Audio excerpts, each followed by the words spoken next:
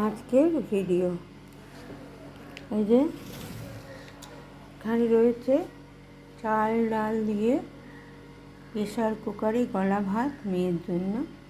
আমিও খাবো, আমি ওইটা খেতে খুব ভালোবাসি।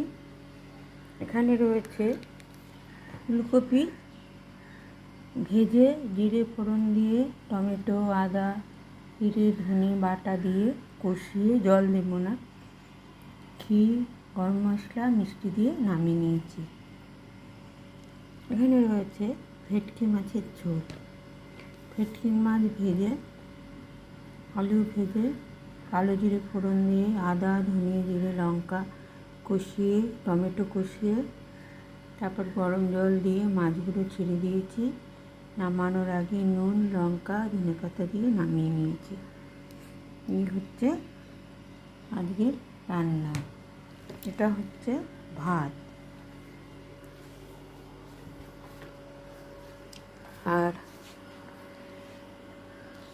এখানে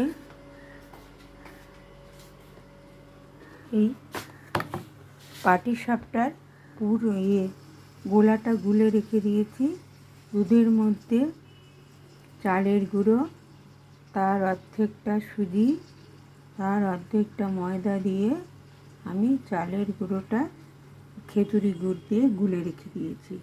এটা বিকালে পাটিসাপটা পিঠে করব, তার জন্য এখানে পুর করছি। পুরটা রেডি করে রাখবো।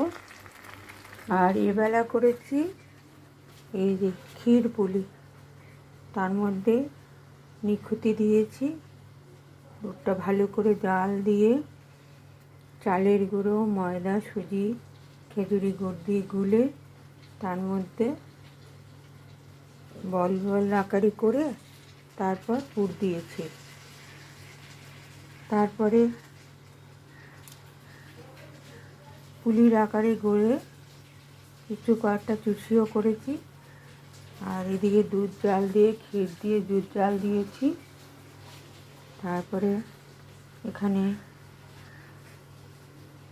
দুধটা ঘন হয়ে এলে পুলিগুলো দিয়ে দিয়েছি, নিখুঁতি দিয়েছি, পাটালি গুড় দিয়েছি, ক্ষীর দিয়েছি, ঘন করে এই ক্ষীর পুলি করে রেখেছি।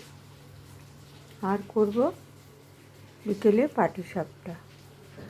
এই হচ্ছে আমার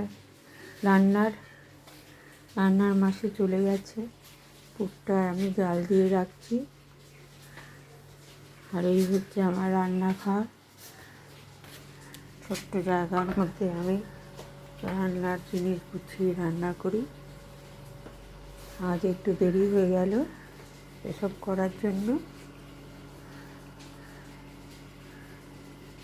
দেখালাম, পাটিসাপটা ভাজা হলে দেখাবো।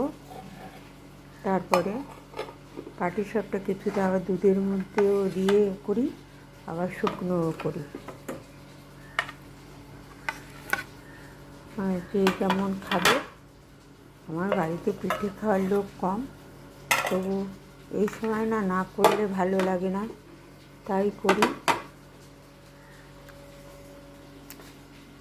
এই হলো আমার আজকের ভিডিও। ভালো লাগলে লাইক কমেন্ট শেয়ার করবেন।